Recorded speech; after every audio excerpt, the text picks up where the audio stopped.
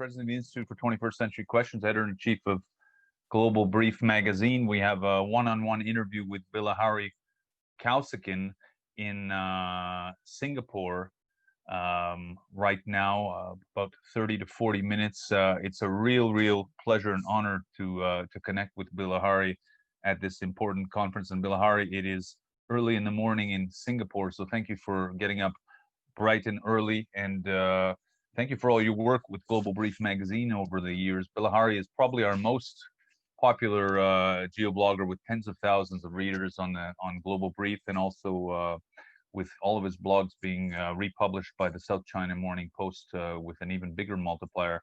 I'm a big admirer and fan of Bilahari's thinking and work, and in my time in Singapore, we only passed one another indirectly, but I was well aware of his quality, and I think he's a perfect fit for what we want to discuss now. And their next interview will be one-on-one with Alexander Downer, former Foreign Minister of Australia, on Oceania. But Bilahari can cover a huge amount of real estate. First of all, welcome, my friend. Hello, Irvin. It's early in the morning, but I get up early anyway, so I'm happy to be with you today. The pleasure is all ours. So for our listeners around the world, and for people who will be listening to the streaming after this worldwide, and the multiplier online, Bilahari is the former, well, it goes by many titles, but most importantly, the former Secretary of Foreign Affairs of Singapore, and a prolific geo-blogger with Global Brief. Spent time in Russia, heads a Middle East Institute at the National University of Singapore, and most importantly is a real public gentleman and a direct commentator. So Bilahari pulls no punches, so we'll speak about all of Asia post-pandemic and post-US election. Bilahari, let's just cut to the chase. What do you see as the state of Asia, and take that construction any way you'd like, post-pandemic? I don't think the pandemic will fundamentally shift the needle in any geopolitical sense. It will, however, has already, however, accelerated trends, tendencies that were present before the pandemic. What concerns me is the political and social impact of the pandemic in key countries. In India, in Indonesia, in the Philippines, it has accentuated the inequalities that are there, I think, and it will. The economic recovery is going to be long and painful for all of us, and that will, of course, have an effect on the politics of key countries. We know it will have an effect. What exactly the effect will be, we'll just have to wait and see. What about China, which is, of course, of Asian interest, and of course of North American global interest? How do you see China post-pandemic? Is it on its erstwhile trajectory? Is it slightly destabilized? Is it emboldened, as the North American brief might suggest? Is it energized, de-energized? Is it unbound? How would you conceive of it? I think it's all of those things at the same time. It's a big country, and a country where, you know, contradictory things can happen at the same time. I think it's there is no doubt it did much better than any other country in acting very decisively and indeed ruthlessly to contain the pandemic.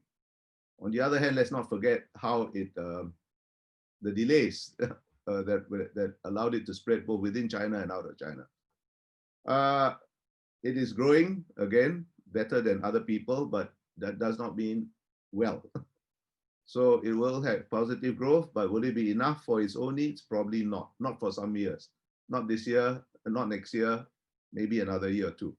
So it's both, I think, a little bit more confident with good reason, but it's also a little bit concerned with good reason, because for their social stability. And that, whether it is a little bit insecure or a little bit more confident, in China, generally, it translates into more nationalistic kind of behavior. If one were and like everybody else, sorry, one more word, and like everybody else in Asia, we are waiting to see how a new American administration is going to shape up.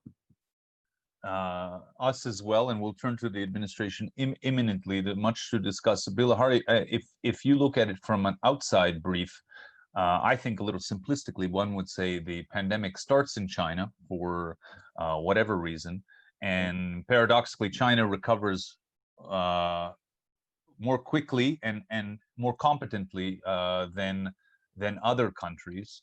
Is there a penance to be paid on the Chinese side in any international sense when it speaks with other countries? Is that water under the bridge, either from our perspective or from the Chinese perspective?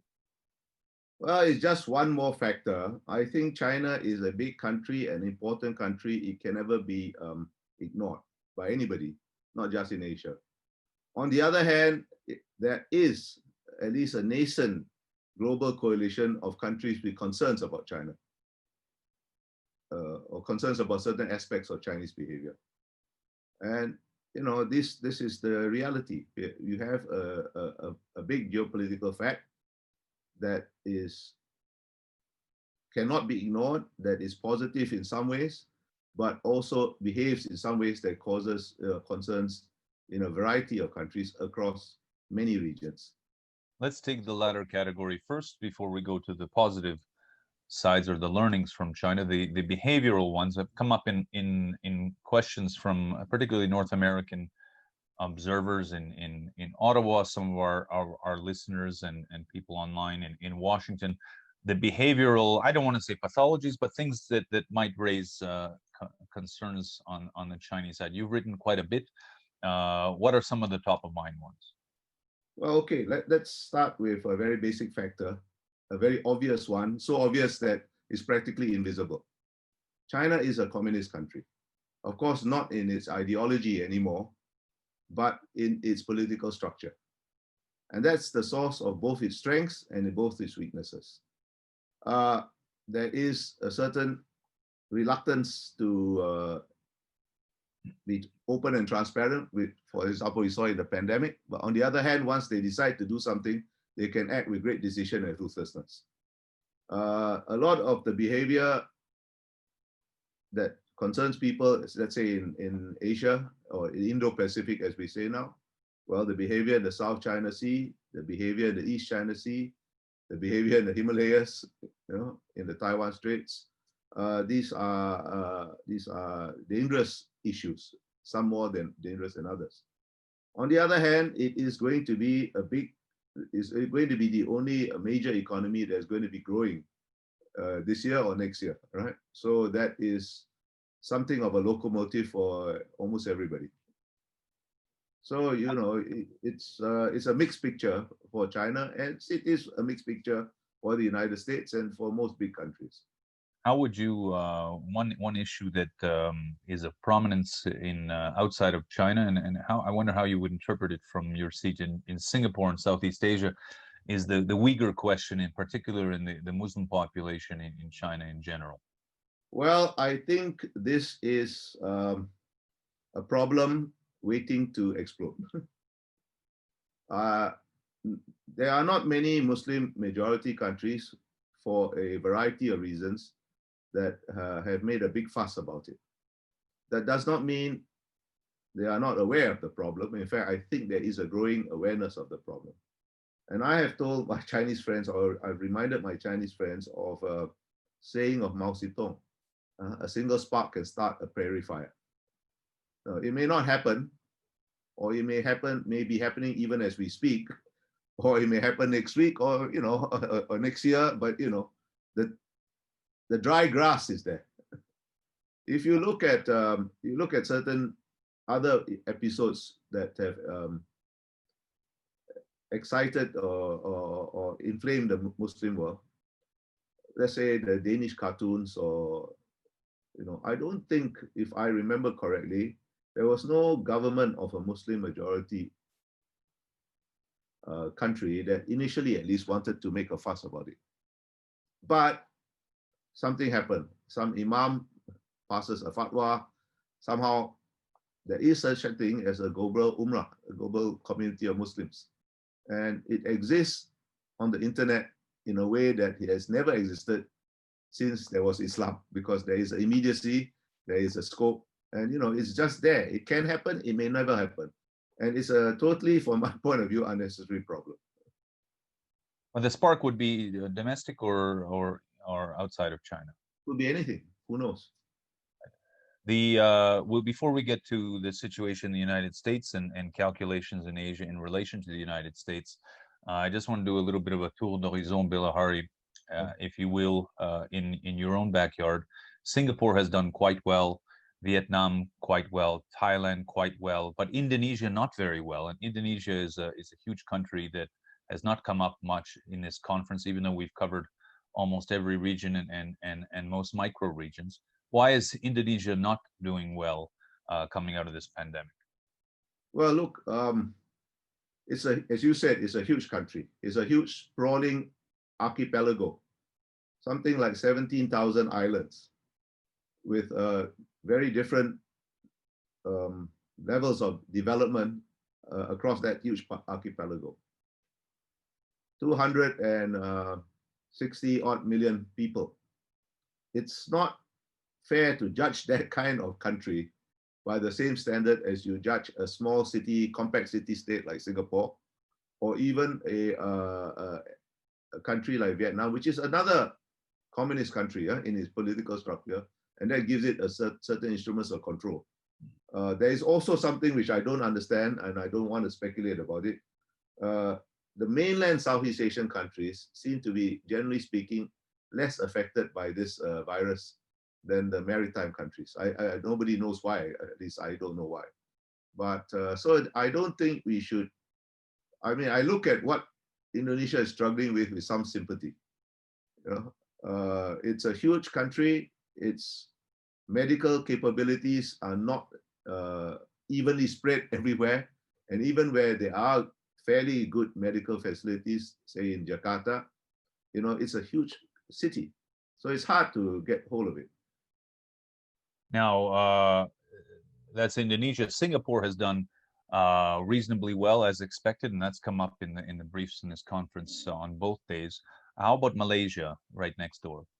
Malaysia, it goes in waves. They had an election in Sabah that, you know, caused an outbreak again. I think the situation there is also complicated by the very confused internal political situation. It's hard to deal with a pandemic when you are at the same time trying to deal with a very complex, evolving, fluid political situation at the same time. Right, right.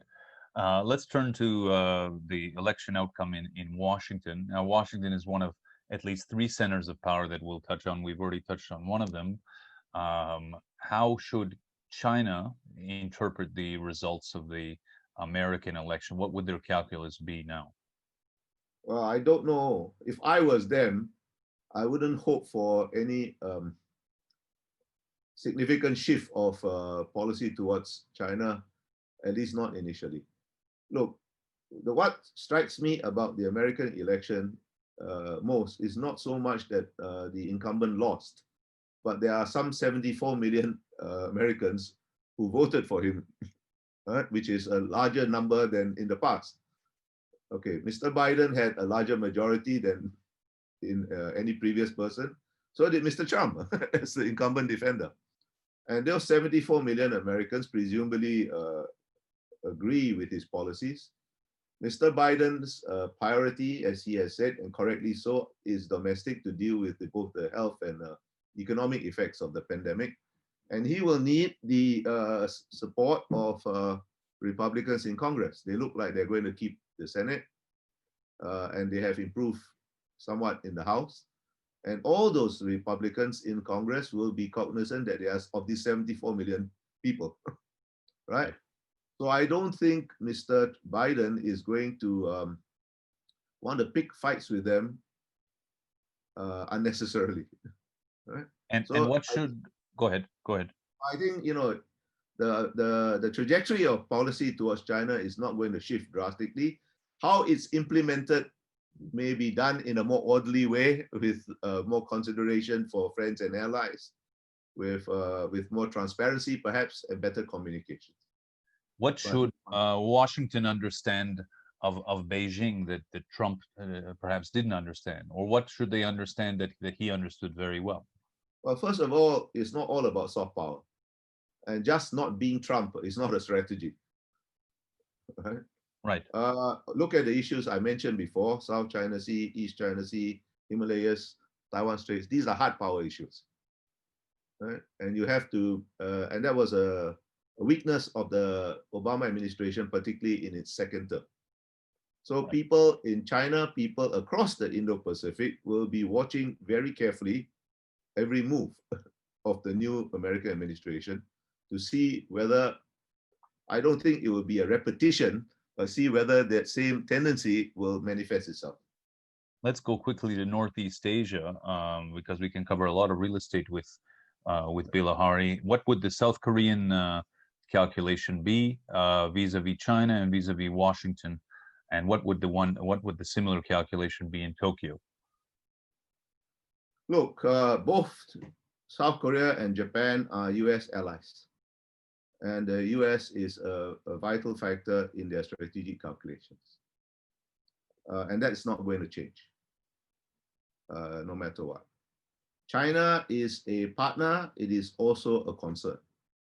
I think that is what I was trying to say in answer to your earlier question. Everyone has a very, I guess, ambivalent is the only word that comes to my mind right now, attitude towards China.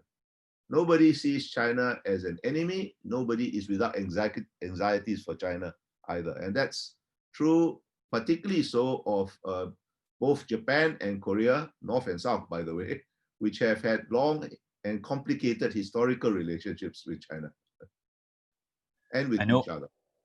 I know you and I had discussed before when there was a nuclear threat issued against North Korea and a reverse threat against the United States early in the Trump administration. You and I had discussed prospects for that, and you were right and I was wrong. I was saying that at some point there would be dramatic constitutional change or collapse in North Korea, and that has not happened.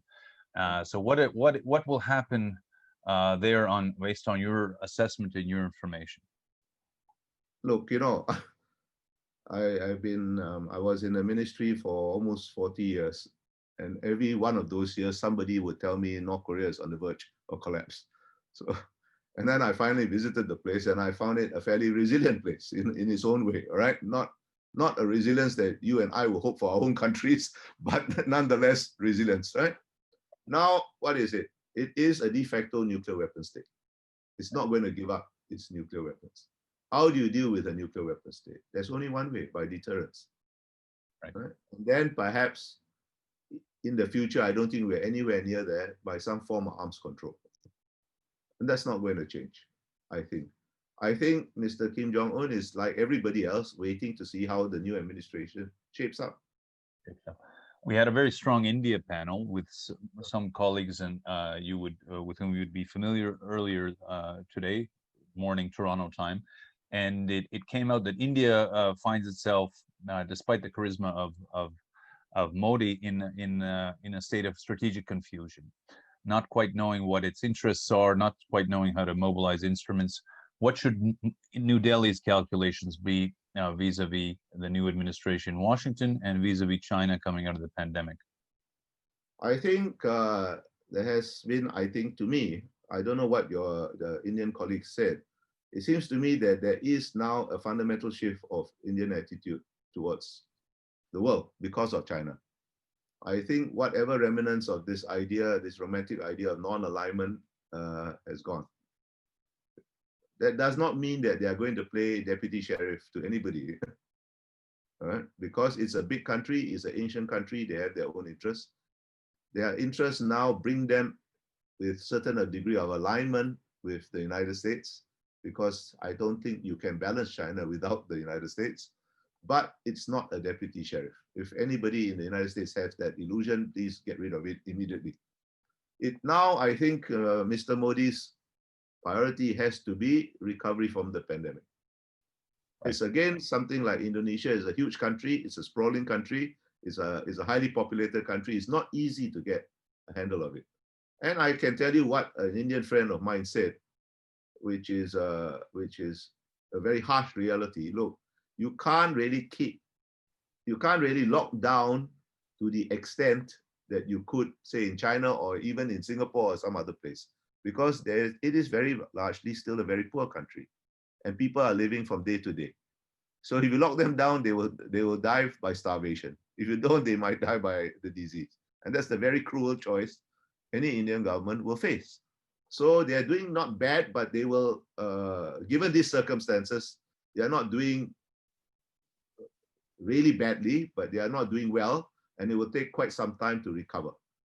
Because they are a democracy, it's harder to get consensus on anything, and it will take longer. So I don't look to them to play a huge strategic role for some time to come, but they are a big geopolitical fact that can, again, like China, never be involved.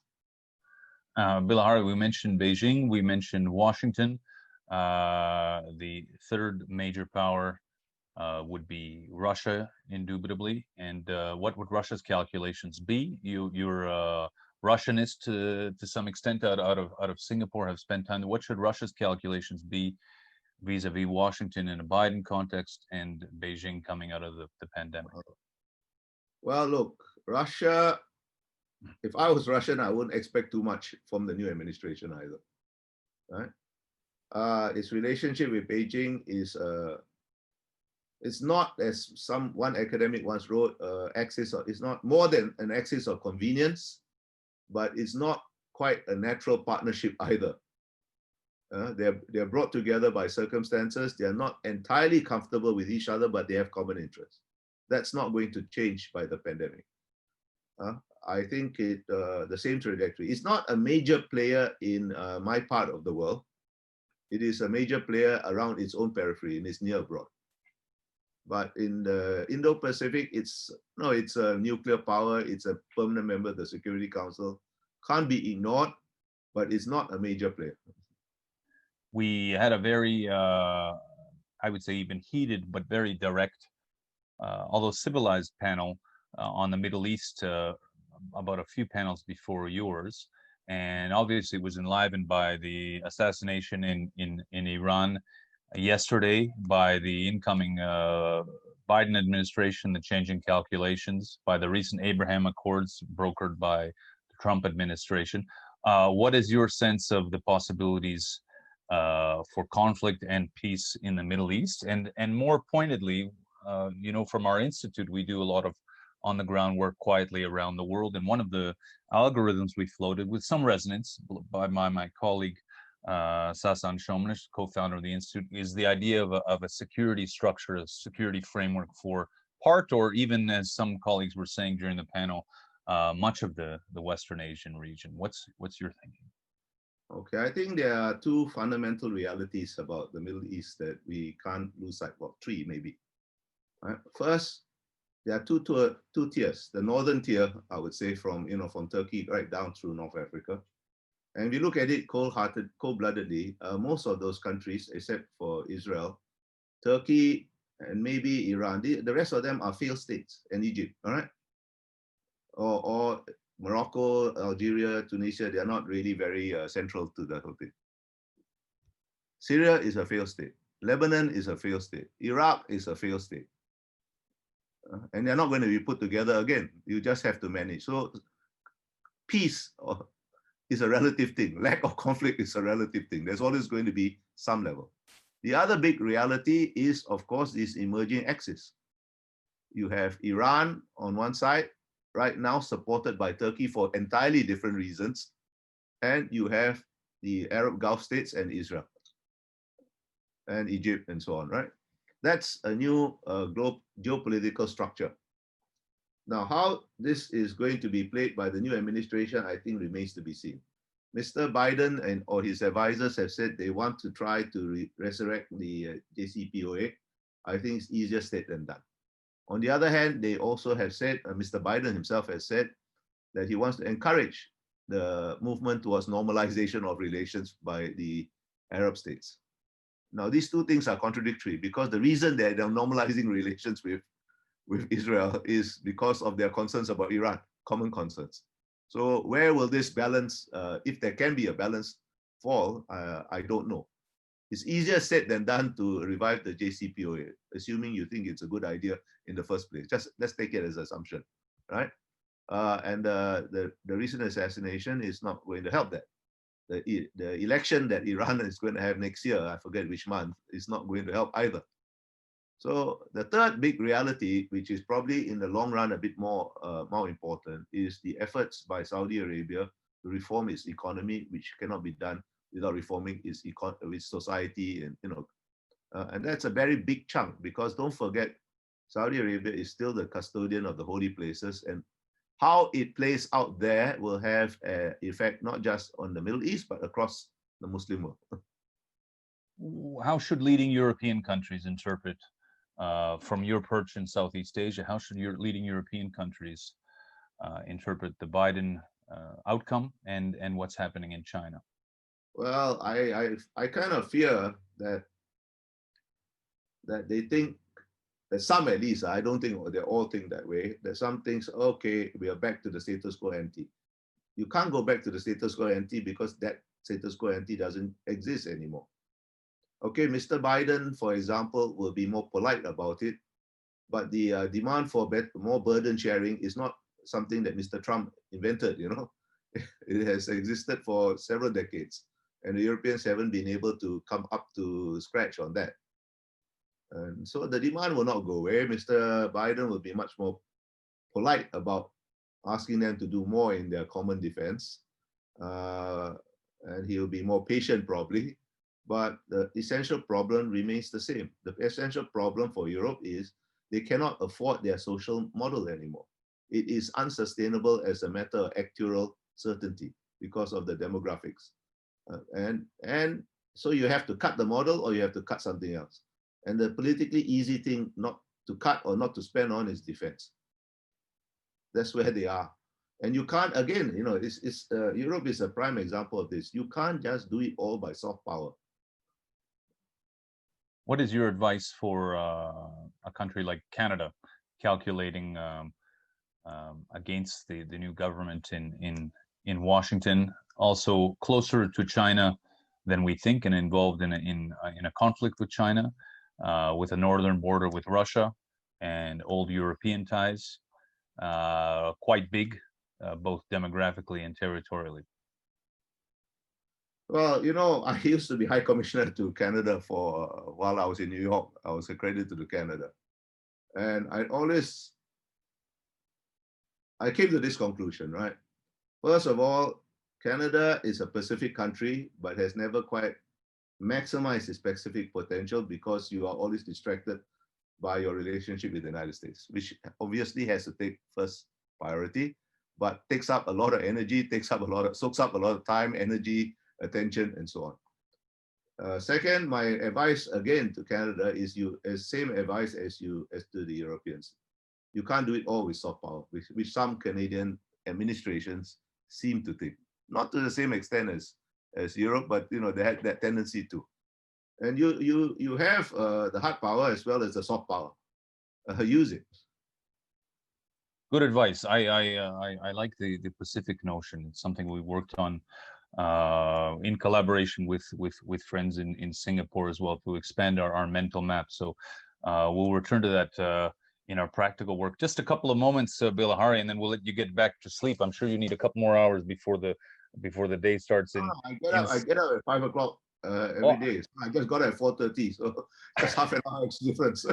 Not a big deal. It's good to. I feel better now. Question, and I have the same question. Is it could Bilahari expand on how, this is from a listener? Could Bilahari expand on how Turkey has supported Iran?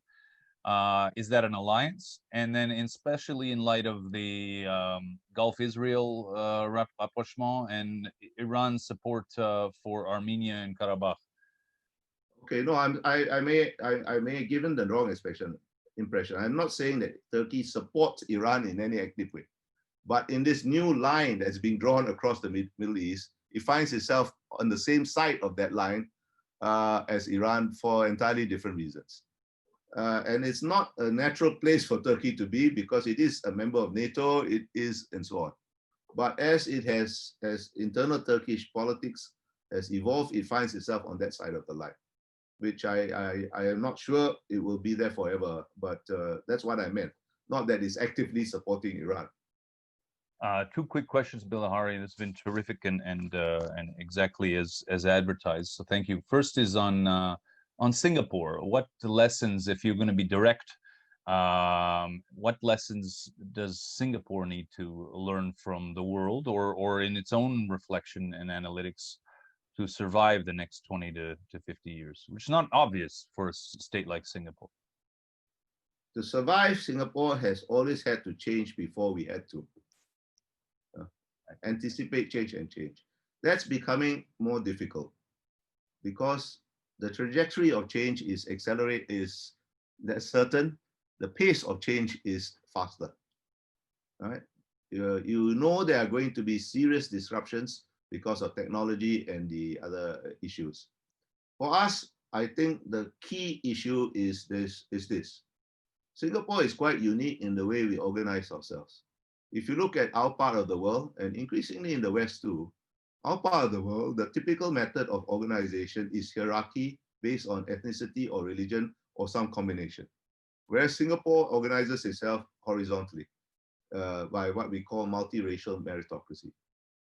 It's not perfect in Singapore because we live on earth, not in heaven, but that's what we are, that's our unique value proposition. It's going to be harder and harder to sustain this because we live in an age where identities of various kinds are being asserted across the world. And we can't completely isolate ourselves from this, but it is to us an existential issue. If we can deal with that internal problem, I think we can deal with all the external uncertainties. You'll be okay. Don't forget, we're only about 55 years old. That's quite young for a country. Very young, very young. But if I calculate, I had a grad student once calculate for me that the average lifespan of modern state is about 60 years. So Canada is way past, and Singapore is just, as we say in French, en deçà.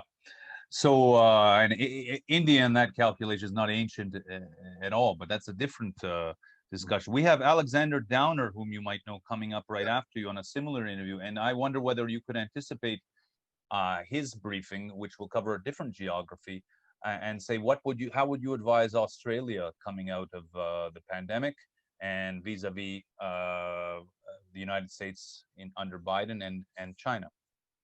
I think what I have said before applies to Australia. If I look around the Indo-Pacific, the two countries that have the most similar strategic outlook to Singapore are Japan and Australia. So I wouldn't presume to advise Mr. Downer of anything. He is a very experienced man. He knows what to do, and we have great confidence that Australia will do. Whatever Australia does will not be too much out of the boundary for what we would want them to do anyway. Spoken like a true diplomat. Well done. The last question is from Alejandro Magos, who's actually one of your colleagues, Geo-Blogger, and that is as follows. Can you elaborate on the future of APEC and what it means for Latin America? Okay, I will be very frank here. All right. Throughout my entire career in the foreign ministry, I have tried my best to have as little to do with APEC as possible. And I was asked actually exactly the same question in a lecture I gave over Zoom lecture I gave to a Japanese audience. And that's the same answer. Very good. Good. Diplomatic again. But what about Latin America? What's the brief on Latin America from Singapore? It came up very little in my time there. We have this thing started by our former Prime Minister, Mr. Goh Chok Tong, East Asia Latin America Forum, FILAC in the Spanish acronym. It's never quite worked very well. It's not so much a question of geographic distance, although I once spent a number of years traveling from between Singapore and various parts of South America to try to start this FILAC, and it was grueling, right? But I think the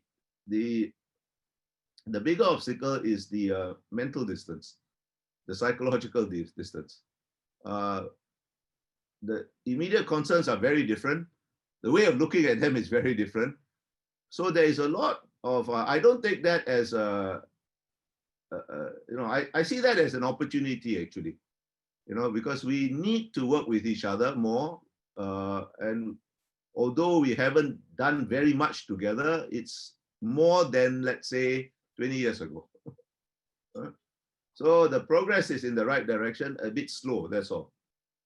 I mean, Latin America, some of them anyway, are Pacific countries, right? But the Pacific is rather wide, and the concerns on both sides are not exactly the same, but getting there. Bilahari, I won't tax your time and considerable intellect and culture any further. I bid you a wonderful Singaporean day, my friend and colleague, and thank you for taking the time. Applause from everyone around the world, and we'll see you soon. We'll look forward to collaborating again. Okay, thank you, Irvin. See you All right. all. Bye. Bye-bye.